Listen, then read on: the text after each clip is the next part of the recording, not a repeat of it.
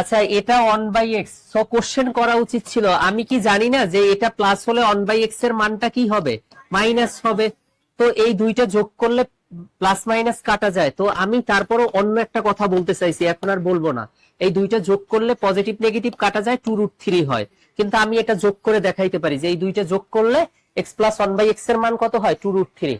এখন এটা যে কথা, এটাও কি সেম কথা, কারণ উপরে 6টা আছে নিচে 3টা, কাটলে কি উপরে 3টা থাকে আর 1/x³ থাকে, তাহলে এটা আর এটা কি সেম কথা। তাহলে এবার a কিউব প্লাস b কিউবের মানটা আমরা কিভাবে বের করব, যেই মানটা দেয়া আছে। এভাবে যারা প্র্যাকটিস করবে, আমি বললাম অন্য একজন স্টুডেন্ট 5 মিনিটে আনসার করবে, আপনি মিনিমাম হইলেও তার থেকে 3 মিনিট সেভ করতে পারবেন। 3 মিনিট সেভ করা মানে হচ্ছে মিনিমাম 3000 সিরিয়াল আগাই যাবেন। যেই মানটা দেয়া থাকবে তাকে ফার্স্টে আমরা কি করব, কিউব করব। হয় 3 যোগ করব, নয় 3 বিয়োগ করব।